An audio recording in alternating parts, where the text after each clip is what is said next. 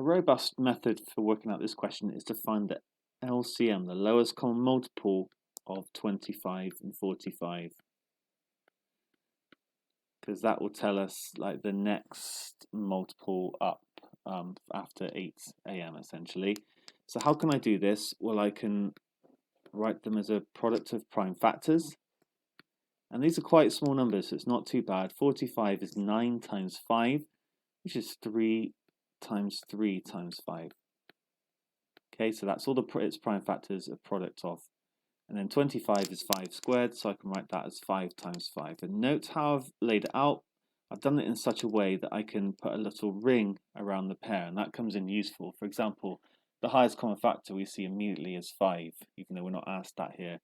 The LCM is then what happens if you multiply each of these ones together. So 3 times 3, but I only need to times by this 5 once, and then this 5 here.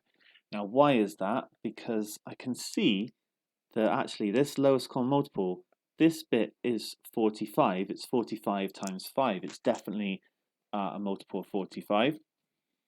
And if I look at 25, then actually it's 9 times 25. So I've dealt with it. I don't need to times by that 5 again because it's shared. Okay, and then I've got my lowest common multiple. It's going to be 9 times 25, which is actually 225. So it's going to be 225 minutes until the next, until the two trains leave the stations together again after 8 a.m. So I guess we have to work that out in hours.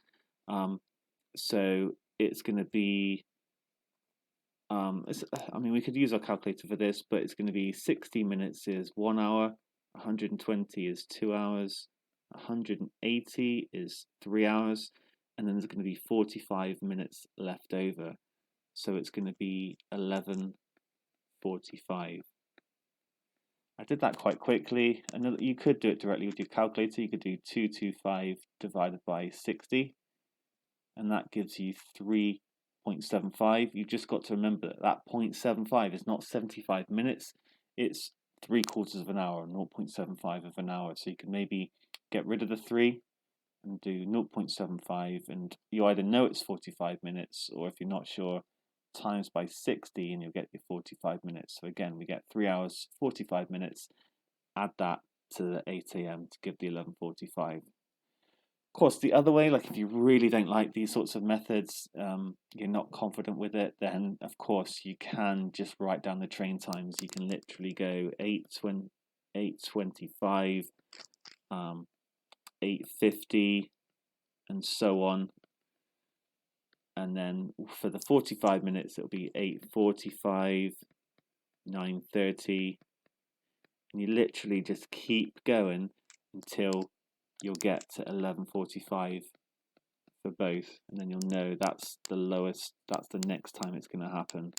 And this, like this, it's possible to do it this way. I mean, it's not going to take that much writing out, but it's not as good a method in the long run. Like, what if I made it an even more awkward number? It's going to be really bad. So this method is definitely the best method if you've understood it. But I'm just going to say, if you're less confident, then this one will also work.